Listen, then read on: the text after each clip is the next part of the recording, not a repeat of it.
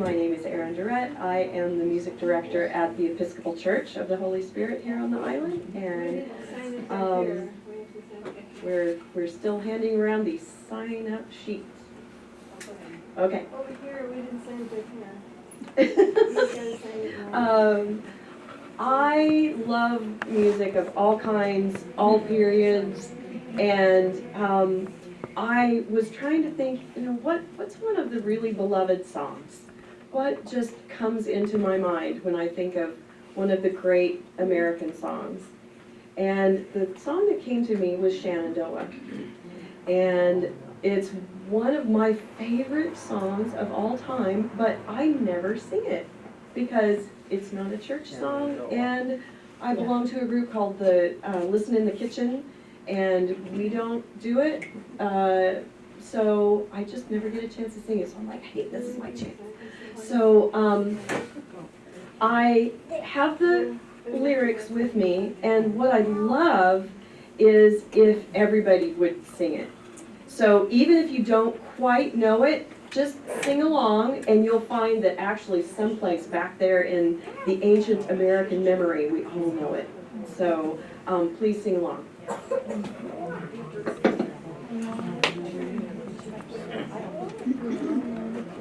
We'll pick a pitch out of the air. So we're going to start with, "Oh Shenandoah, I love your daughter." And then the second verse is, "The trader loved this Indian maiden." And the third verse is, "Oh Shenandoah, I'm bound to leave you." And the last verse is, "Oh Shenandoah, I long to see you." So sing along. Oh Shenandoah, I love your daughter. Oh wait, you rolling river, for her I've crossed the rolling water. Away, I'm bound away across the wide Missouri. A trader loved this Indian maiden. Oh, wait, you rolling river, with presents his canoe was laden. Away,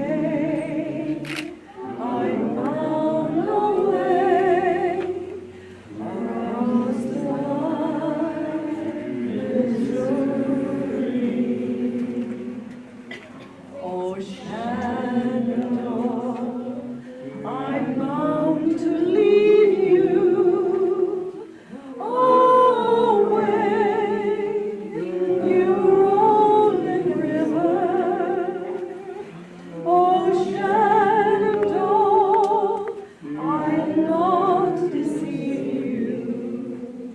Away, I'm bound away across the wide Missouri. Oh Shenandoah, I long to see you. Oh wait, you rolling river. Oh Shenandoah, I long to see you. Away, I'm bound away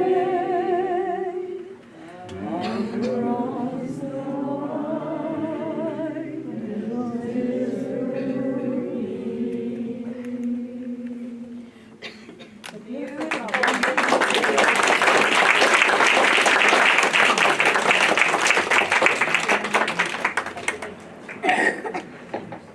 An extra thanks to Erin because she came in, I think it was Monday afternoon, tired from a busy gig over the weekend. And I said, "Hey Erin, can you come to the talent show and do something with music?" Thank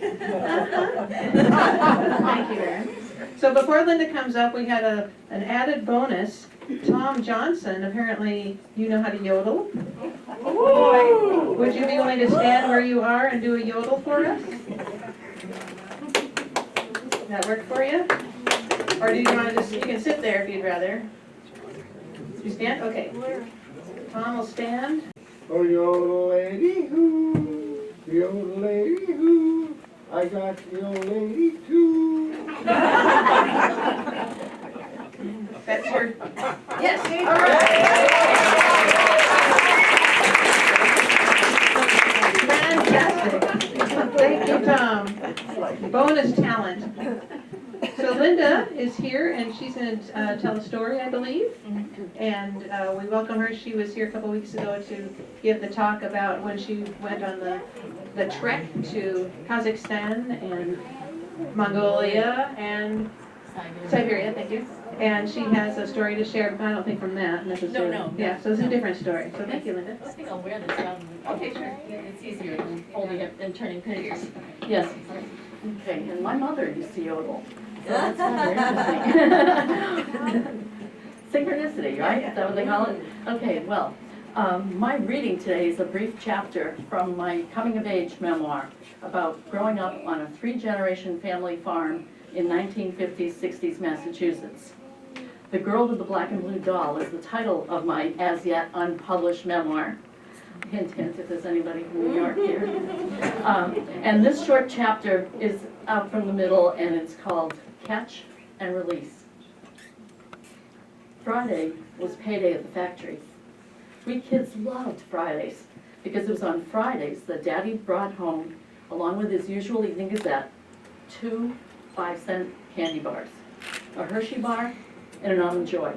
The Hershey bar was his. It was a ration preference that he had acquired during WW2, along with his fondness for pan-fried Spam and Old Gold cigarettes. The 5-cent Almond Joy was for Mummy to share with us kids, 2 preschoolers, Dickie and Sharon, and me, their big sister. Daddy threw the Almond Joy down on the kitchen table like a strap for a dog. Mummy tore it open, and we saw the 2 glistening chunks of chocolate sitting on their little brown sled.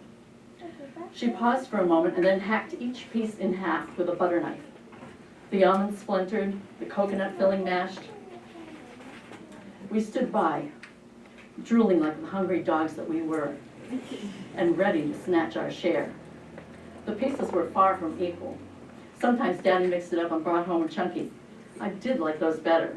The dark chocolate was filled with raisins, peanuts, and Brazil nuts, but its rocky trapezoidal shape was difficult for Mummy to divide into 4 equal pieces. As soon as she shoved her weight on the knife, the chunky exploded. Bits ended up under the kitchen table and along the baseboard. Some even shot under the refrigerator. I sure didn't want a piece that had to be dragged out from where the mousetraps lay. But if I saw Dickie and Sharon dive for the table and the baseboards, I knew I better flop down on my belly and feel around in there.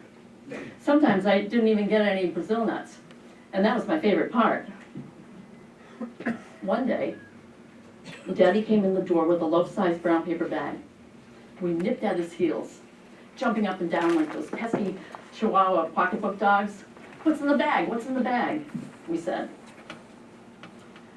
Daddy responded, "Chocolates," which only made us more agitated than excited. We jumped higher. He passed the bag over our greasy heads and grabby hands to Mummy. She disappeared into the bathroom. I split from the pack and waited outside the door. It wasn't chocolates. It was a box of Kotex. Damn it. He knew very well that chocolate was a precious commodity in our lives, and yet he enjoyed rattling our cages for his own amusement.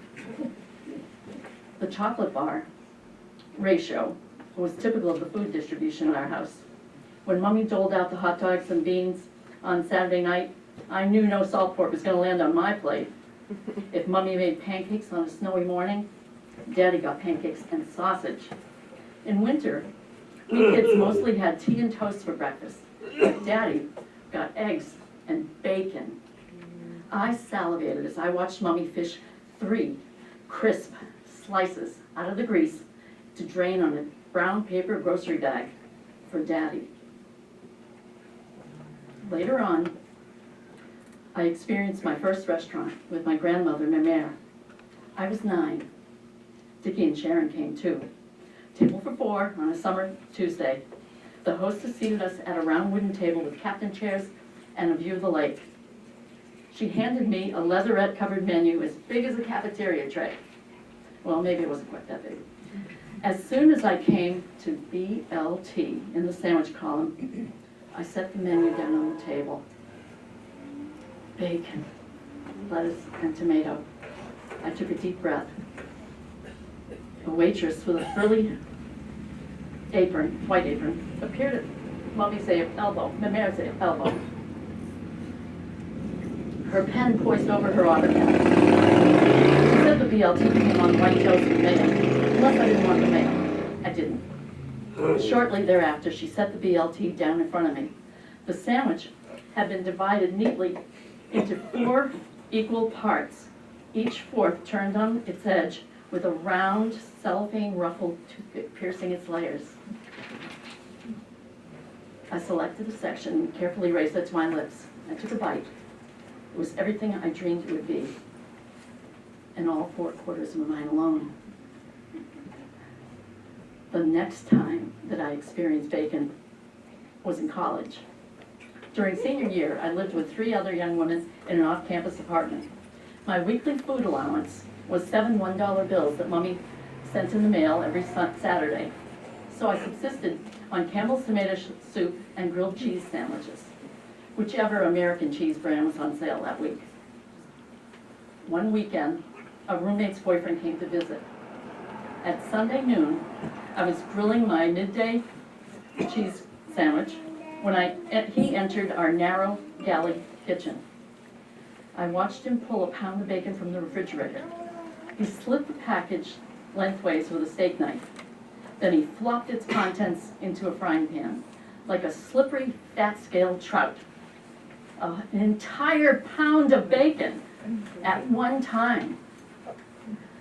My heart beat faster with stirrings of deja vu for the long-ago BLT with the mare. I stood there in absolute dumbstruck awe as the boyfriend carefully peeled the melting strips from the edges of the pound with a pair of stainless steel tongs. He flipped the strips this way and that way until an entire school of slices was wriggling and sizzling in the pool of hot grease. I began to salivate, just as I had when Mommy fished the bacon out of the pan for Daddy. When his slices were crisp, not too fleshy, and definitely not bordering on burnt as Mommy's bacon often was, I watched the boyfriend transfer each crispy portion to a waiting plate lined with paper towels. I watched his tongs catch and release, a dozen times or more. But you know, my roommates and I never touched a morsel of each other's food. It was an unwritten rule to respect the sacredness of our communal refrigerator contents. He did not offer, and I did not ask. Oh, no. They're Rocket Man.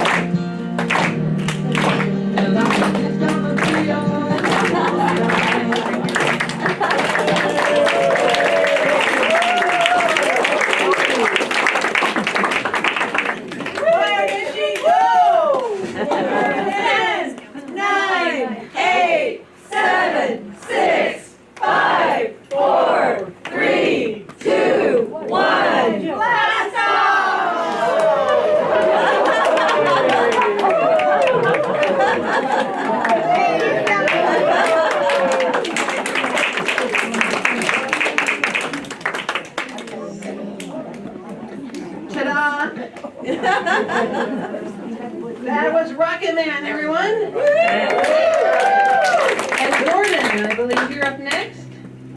And Gordon asked me to say, he has a short talk on the problem of personal identity. Okay? Let's give this to you.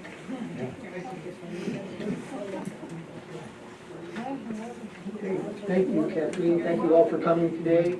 I have to apologize to begin with. Everybody's so happy and smiling today. I have a very serious talk that I want to give about the problem. It's not personal identity. It's about personal misidentification, which I'm sure you will understand is a major problem that's sweeping this country right now.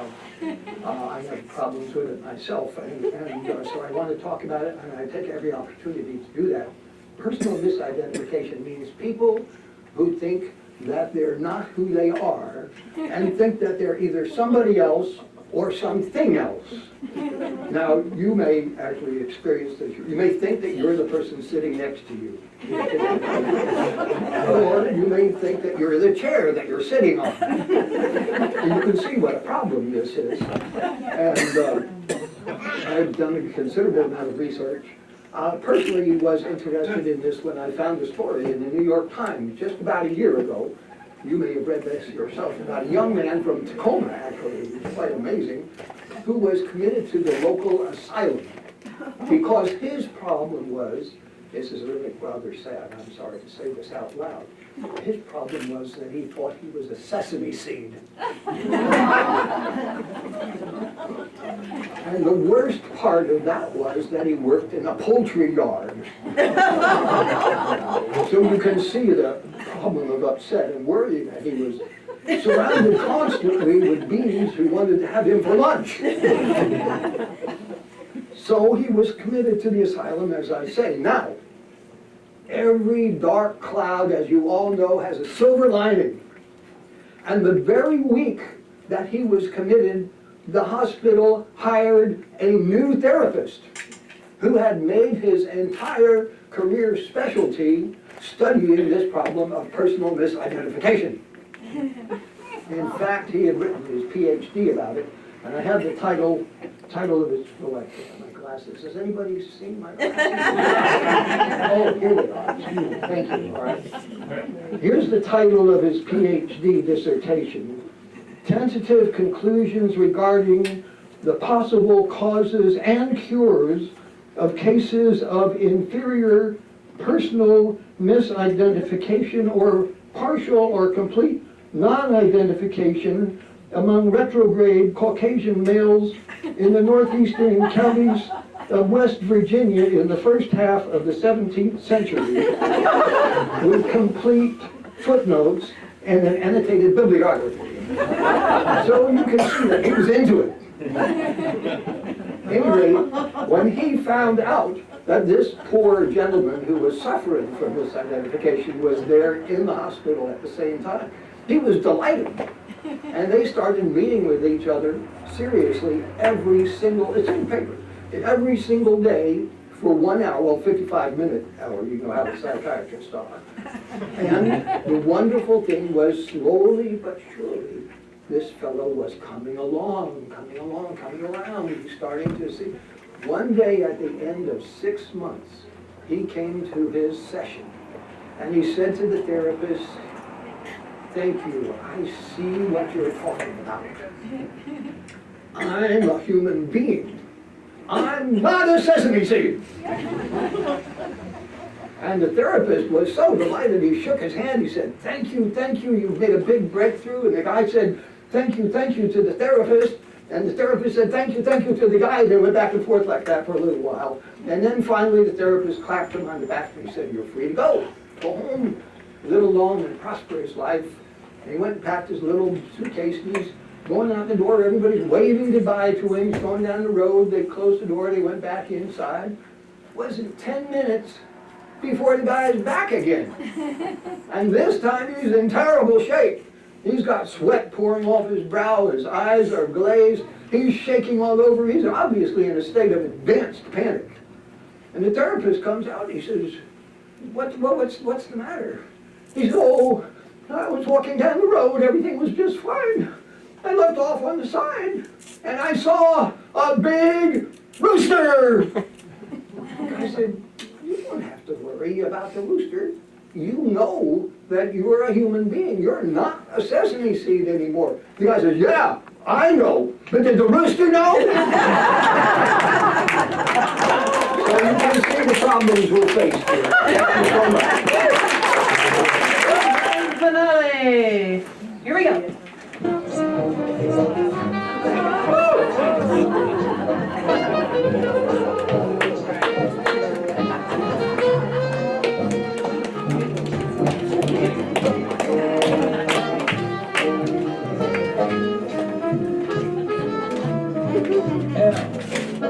It's for the way you look at me.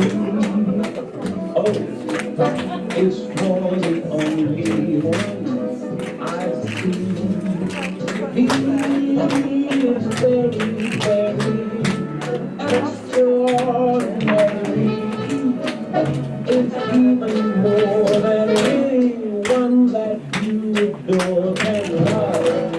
With all that I can give to you, love is more than just a game of two.